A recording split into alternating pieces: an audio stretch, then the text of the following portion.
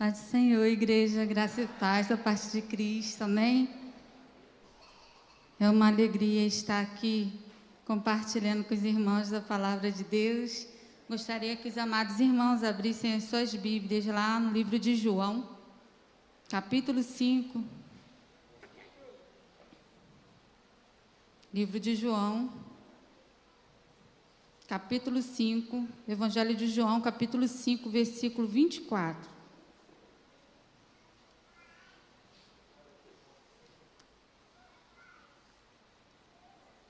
Amém?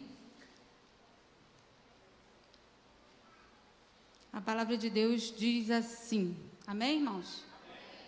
Em verdade vos asseguro, quem ouve a minha palavra e crê naquele que me enviou, tem a vida eterna. Não entra em juízo, mas passou da morte para a vida. A igreja pode se pôr no seu assento. Estamos diante da palavra do Senhor. Quero de antemão aqui agradecer ao querido pastor Renan Chaves pelo convite.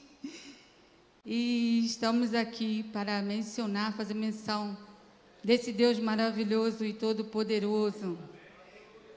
Quero falar a respeito de fé, e a Bíblia, ela nos relata 2 exemplos práticos de fé. Uma delas é a semente do grão de mostarda, né? A semente é tão pequenininha, mas se pôr na terra, ela morre para dar vida, né? E dar sentido àquela árvore que cresce e abriga aves e abriga pássaros. Outro sentido que a palavra diz sobre fé é um firme fundamento, Hebreus 11, versículo 1. E o firme fundamento nada mais é que a base, o princípio, o início, a segurança de uma casa, de um edifício, não é verdade? E esses 2 exemplos práticos a Bíblia nos dá sobre fé, E para a gente ter, né, a visualização, né, o findar disso tudo, é preciso um início. O início da semente é o quê? A plantação. Você vai lá, joga a semente e daqui a poucos meses está a árvore. Mas quando a semente está lá, você não vê a semente. Quero te falar que fé é um início, e o início é pouco a pouco, tempo a tempo. Aos poucos você vai ver o resultado. Num princípio, não. Mas aos poucos, em tempos. E tempos, o resultado vai ser visual. No momento, não é. No momento, o fundamento é aqueles ferros para lá, para cá, cimento para lá, para cá, pedra, né? E ferragens. Você não vê aquela casa bonita, linda, maravilhosa. Vai se tornar. Calma, fica tranquilo. No momento você não está vendo o resultado, mas como o Senhor nos assegura nessa tarde, crê. Não foi isso que nós lemos aqui? Crê. Quem ouve a minha palavra e crê. Então creia. Você está aqui, dentro desse templo da casa do Senhor, e o Senhor pede para que nós fazemos assim. Vamos crer. Eu não sei qual é o momento que você está passando. Eu não sei qual é o momento que você está vivendo. Talvez você está exatamente nisso aqui que eu acabei de falar, acabei de evidenciar com a palavra de Deus. E o Senhor está te pedindo, creia, não tema, não tenha medo, fica tranquilo, vai dar certo. Continua, persevera, vai aos pouquinhos que você vai chegar lá. E nesse sentido aqui, onde o Senhor fala em verdade, 2 vezes a palavra verdade. 2 vezes a palavra verdade. E o Senhor Jesus está aqui dentro do templo. E o público dele aqui nessa hora são os judeus. São os judeus. E quem eram os judeus? Os judeus eram lá membros da tribo de Judá. E os seus primeiros descendentes foram Abraão, Isaque e Jacó. E no que acreditavam? Eles acreditavam na Torá, que nada mais é que o Pentateuco, que cita os 5 primeiros livros da Bíblia, escrito por Moisés, inspirados, por Deus, escrito por Moisés. E um desses mandamentos no qual Moisés escreve para nós, até mesmo lá em Êxodo 20, um deles é a guarda do sábado.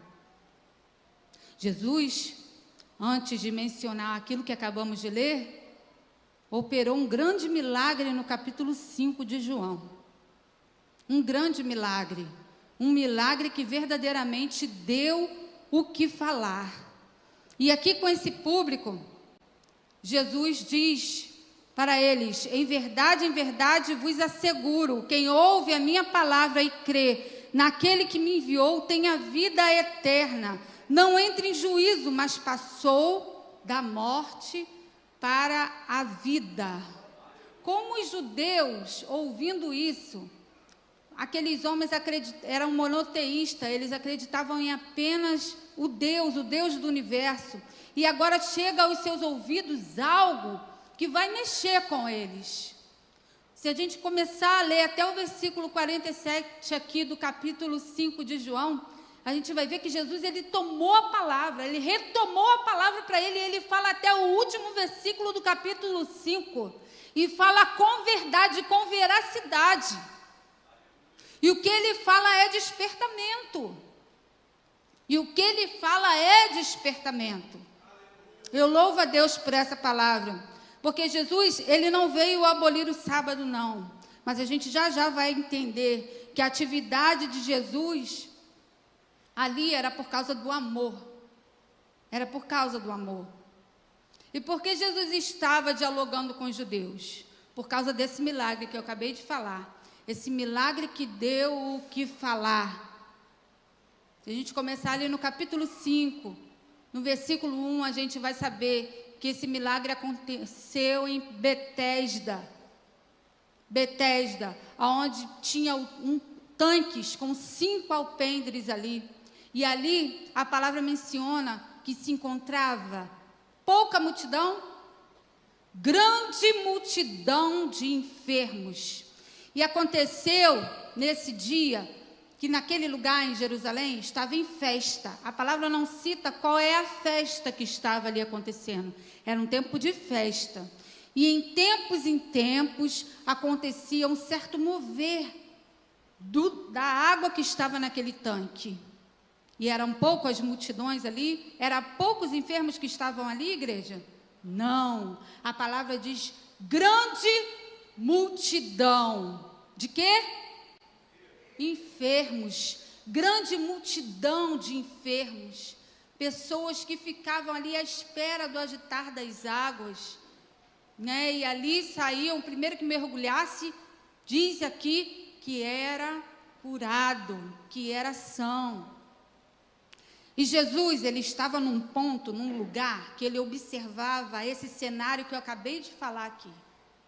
Não a minha palavra, a palavra de Deus nos fala. Jesus, ele estava num ponto que ele observava essa grande multidão de enfermos. E ele presta atenção diante dessa multidão, dessa muita gente.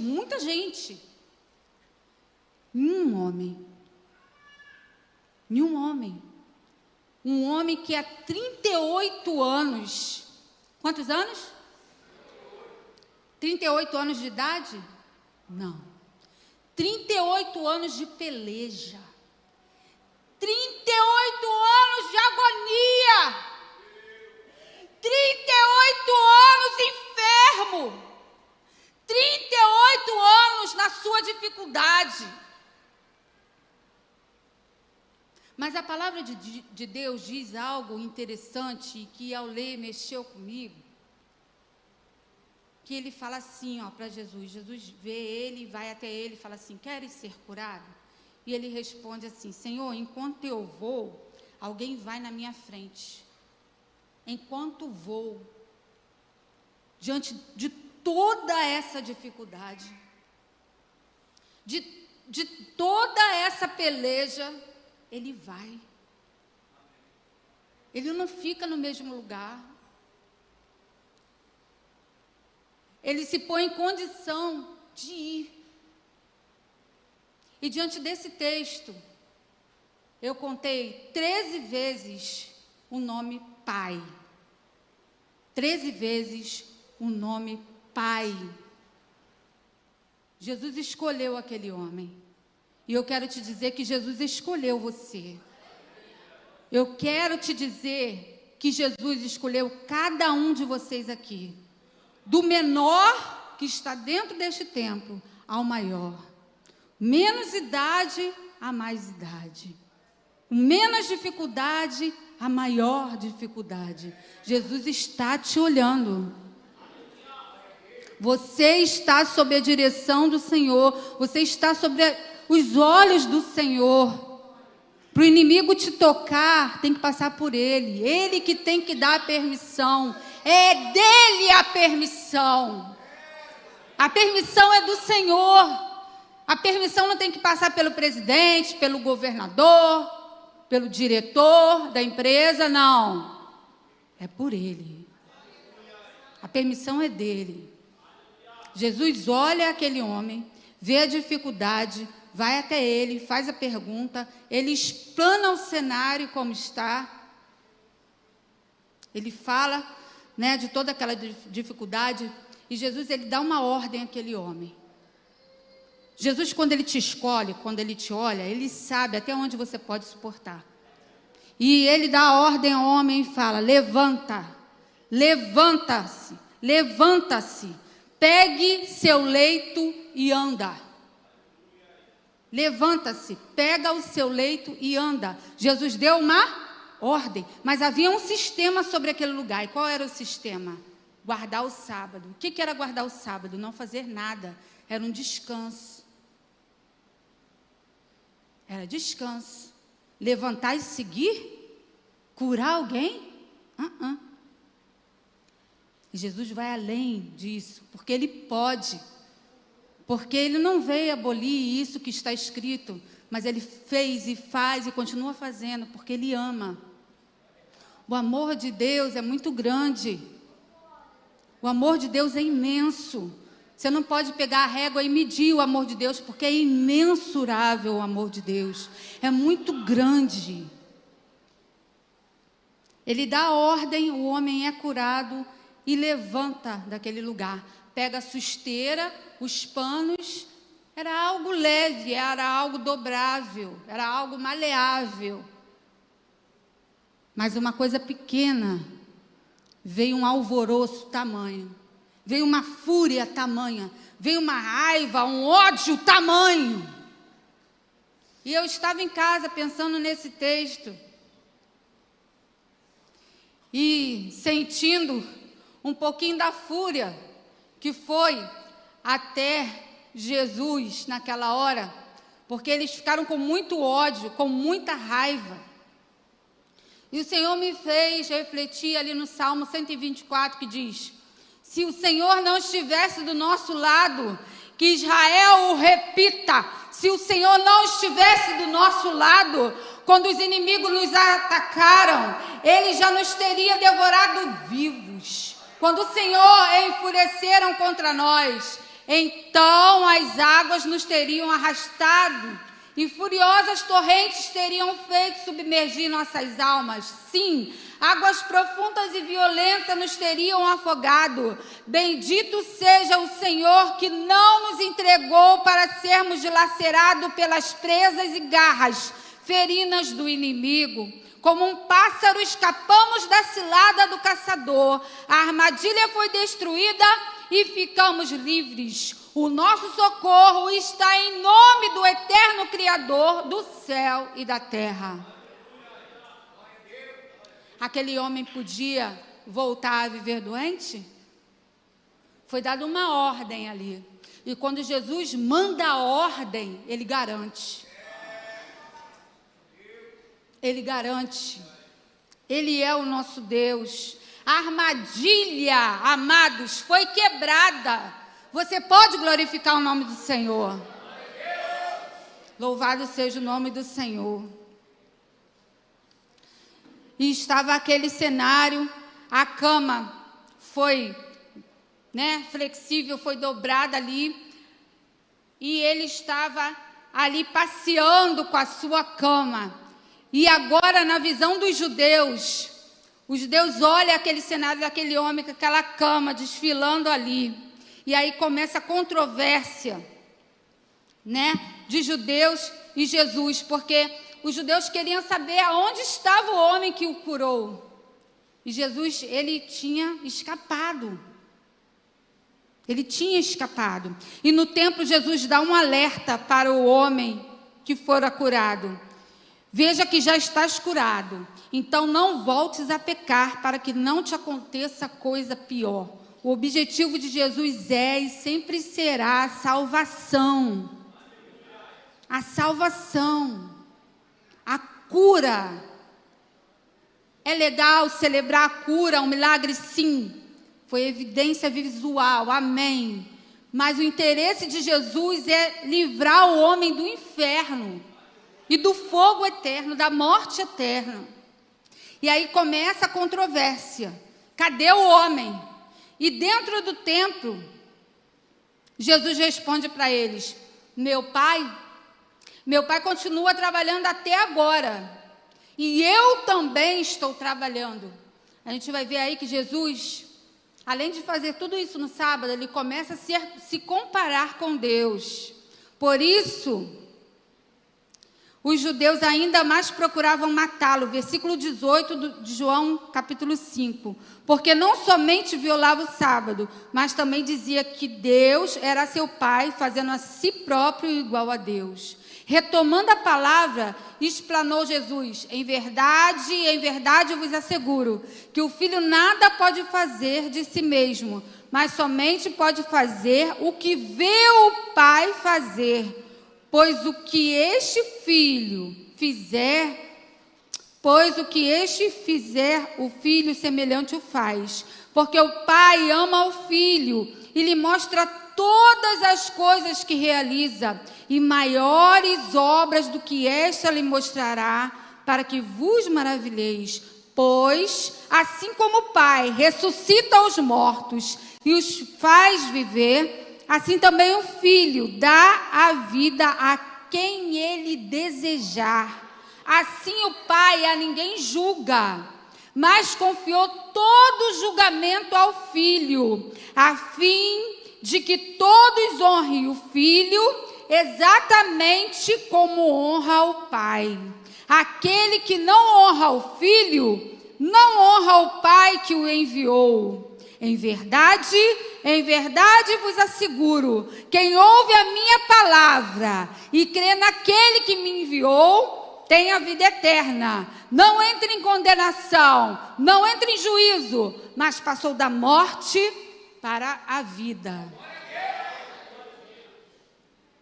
Eu vejo os judeus enfurecidos e loucos ali, querendo matar Jesus o mais depressa possível, porque isso acendeu a ira. Mas ele continua a falar, ele continua a explanar, ele continua a dizer o que é para dizer, o que é para ser dito. Ele continua despertando do sono aqueles que estão dormindo, que estão desatentos, que não estão vendo que ele era o Filho de Deus, que veio tirar o pecado, o peso que o mundo está carregando, onde o sistema fazia parte também disso tudo.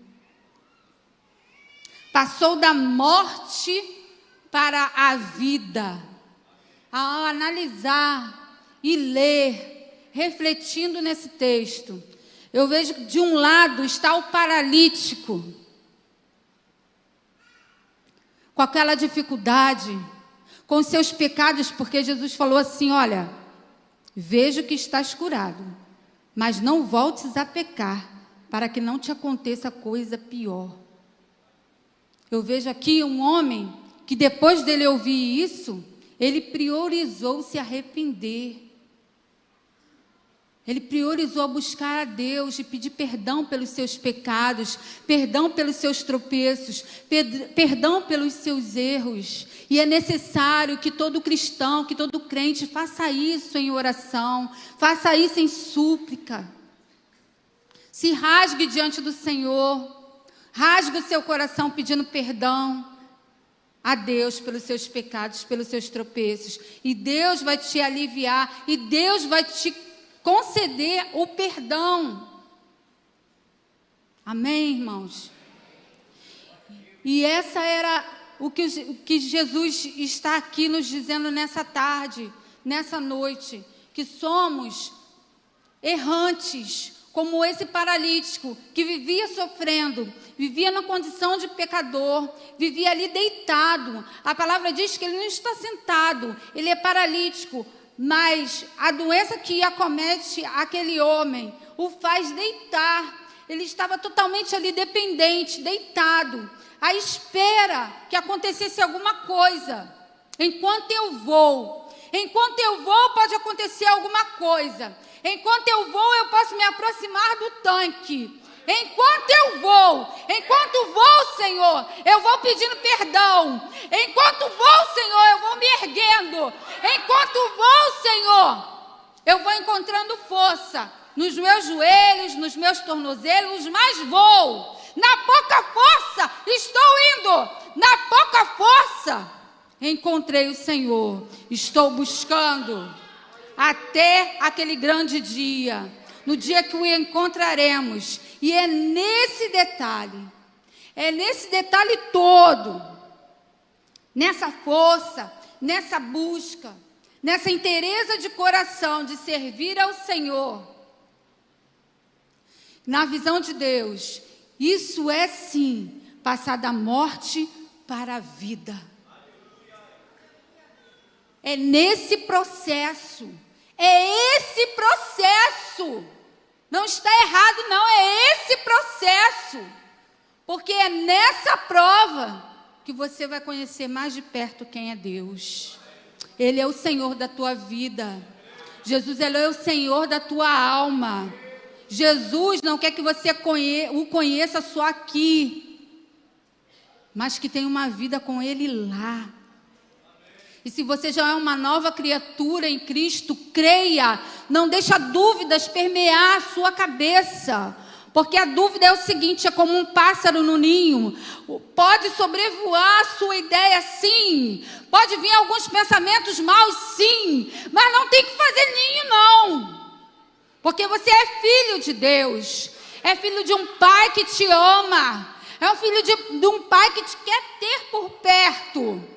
É um filho de um pai que te quer muito perto dele. É um filho de um pai que te deseja imitar ele, assim como Jesus. Eu faço porque o Pai faz. Eu faço porque o Pai realiza assim. E eu faço assim porque é de mim. Assim Ele vai fazer conosco. Assim é o que Ele deseja de nós. Deseja que de tempo em tempo, de glória em glória, como a Bíblia diz, vai melhorar, vai ter boa notícia sim, mas há um processo. Temos que passar pelo processo para que venha os resultados. Os resultados só são vistos antes do processo. Há um processo a se passar. E Deus está te dizendo, você não está sozinho. Esse processo fere. Esse processo mexe muito com você. Esse processo não mexe não. Esse processo está mexendo muito com você. Esse processo tira até o teu sono, sim. Sim. Mas enquanto vou. Deus ele está garantindo nessa noite para você força. Força. Enquanto vou. Vai vir alguém vai chegar primeiro que você. Mas Deus está te dizendo assim, continua. Mas Deus está te dizendo assim: persevera. Enquanto vou, Senhor, parece que há uma muralha, parece que há um gigante. Calma. Não teves fé para olhar a semente da mostarda tão pequena? Calma, a tua fé é pequena, se considera pequena, mas é essa fé aí, é nessa fé aí que Deus vai garantir para você que a tua vez vai chegar, que a tua hora vai chegar, que você é mais do que vencedor em Cristo Jesus. Sabe, a minha mãe almejava ter um filho homem, e eu tenho 2 irmãs antes de mim, irmãs, não foram meninas. Um antes de mim faleceu e era homem. E minha mãe ficou muito desnorteada. Engravidou de mim, eu nasci. Fui desprezada pelo meu pai, que também queria um filho homem. Quando ele foi ver, naquele tempo não tinha ultrassonografia, não era o desejo do coração dele. E eu cresci muito doente. Quem chegasse lá em casa, minha mãe dizia: eu não sei como é que eu curei, que essa menina cresceu, viveu. Eu vivia, até a água que eu bebia eu vomitava. Era difícil cuidar de mim, mas minha mãe, com muita paciência, cuidou, zelou. E nessas dificuldades, minha família servia ao espiritismo. E todo sábado nós íamos, até aquele lugar, servir ali, aqueles deuses. Mas Deus já falava comigo. Deus já tinha algo dentro de mim. E ali eu não ficava bem ali naquele lugar. Eu via todo aquele movimento, eu não me sentia bem naquele lugar. Eu me sentia incomodada naquele lugar. E Deus já estava preparando algo melhor para mim. Algo aonde eu deveria que servir, era no templo. Era o lugar que Deus preparava para mim, para me servir. E naquele lugar eu ficava muito incomodada. E depois daquilo eu conhecia Cristo. É o melhor lugar para se estar, é a casa de Deus. Eu não tenho nenhuma dúvida disso. É o melhor lugar para se glorificar, para ver a manifestação da glória de Deus. É no templo, é na casa do Senhor. E eu glorifico a Deus pela minha vida, porque eu conhecia Cristo. E oro para que os da minha família também conheçam. Faça conhecer. Então, todos da minha família, quando olhavam e via que Deus me dava força para que eu sobrevivesse, eu fui assim, foi de um grande milagre, da parte de Deus, consegui ficar de pé, consegui com muita paciência da minha mãe, com muito amor, cuidado, e me levava no médico, mas eu era muito doente, e vinham as doenças, mas graças a Deus eu sobrevivi. Olha, eu não sei qual é a sua dificuldade, eu não sei, sinceramente, como você adentrou aqui nesse lugar, eu não sei descrever qual é a sua impossibilidade, mas se você, porventura, tem alguma impossibilidade, vai para os pés do Senhor e se mostra de que você é totalmente dependente dEle. Olha, eu te falo que com essa impossibilidade, essa dificuldade, não tenta resolver sozinho. Chame a presença de Deus, chame a força de Deus para estar com você, clame a Deus. Ele é um Deus que gosta de sinceridade. Ele é um Deus que gosta de verdade. Porque lemos a sua palavra e ele disse: em verdade vos digo. Ele é a própria verdade que se apresenta nessa casa, nessa tarde. Porque ele é a verdade que liberta. Ele me libertou, te libertou, há de libertar os seus. Olha, outro conselho: não perca a fé. E como foi dito aqui, não desista da tua casa, homem, mulher, filho. Talvez você esteja aqui sozinho, talvez alguém da sua família não pode estar, mas olha, nunca desista de lutar, nunca desista de confiar nesse teu Deus maravilhoso. nesse Pai amoroso, nesse Pai que zela por você, nesse Pai que cuida de você. Desde o ventre da sua mãe você foi chamado. Há uma obra a ser realizada na sua vida, não desista. Tudo que você pedir a Deus, de hoje em diante, peça com fé. De tudo que você pedir a Deus de hoje em diante, peça com verdade. Ele há de ouvir o teu coração. E Ele há de entrar com cura completa e total dentro de você. Dentro de você.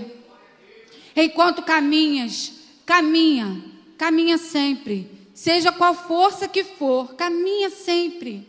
Caminha sempre. Vai nessa força, continua confiante. Continua confiante na presença do Senhor, sabendo que Jesus veio para libertar os oprimidos, para libertar os cativos. Ei, talvez você conheça alguém que está oprimido.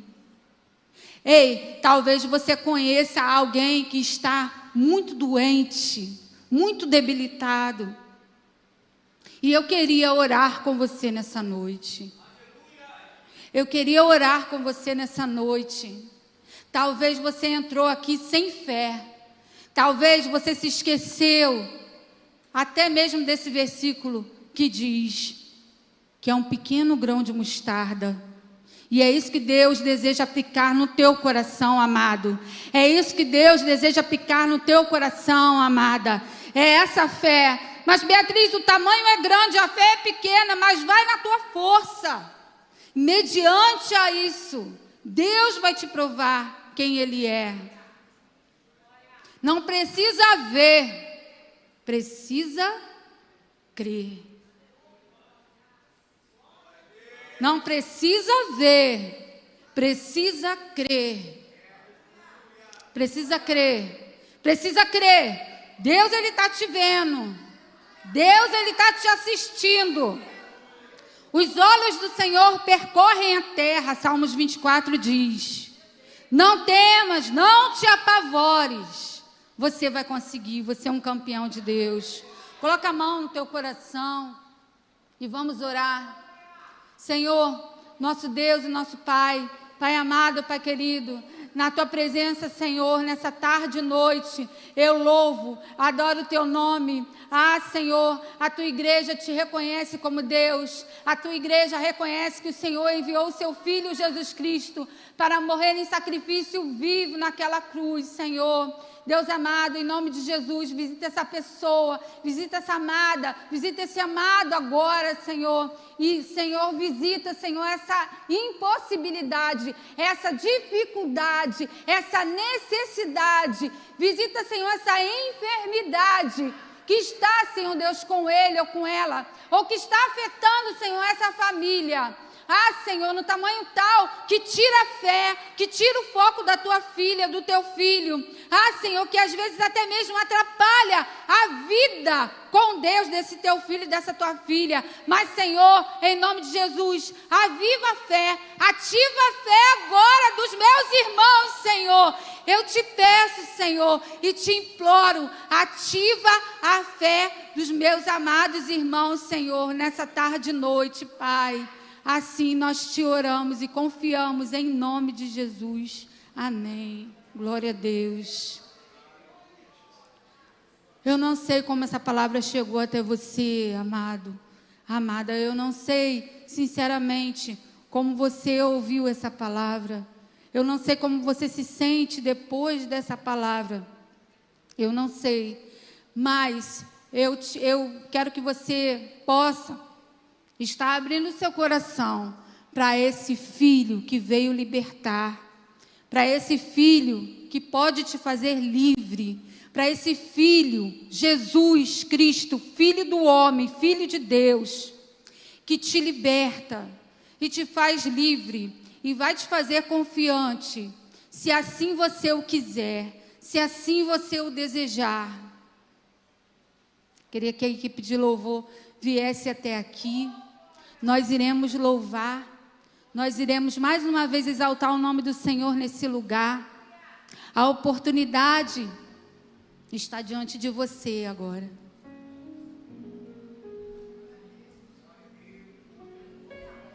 É uma oportunidade muito delicada, eu sei.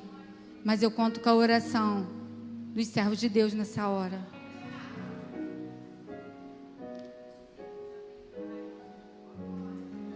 Eu não perdi o controle, não. Eu não perdi o controle. Você pode se colocar de pé?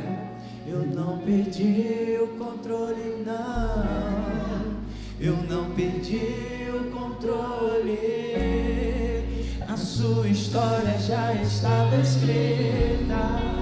Eu não perdi o controle, não, não. Eu não perdi o controle, não. Eu não perdi o controle.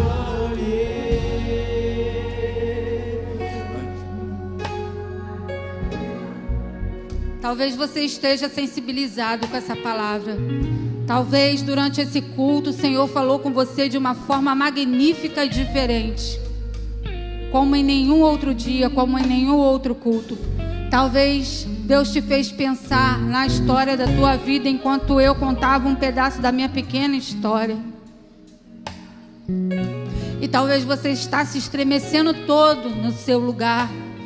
Talvez você não está mais contendo as lágrimas que rolam no teu rosto. E o convite está diante de você nessa noite.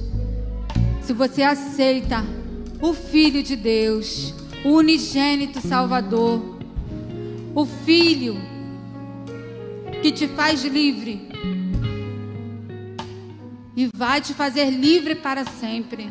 Se você aceita o Filho de Deus, faça um sinal com a sua mão.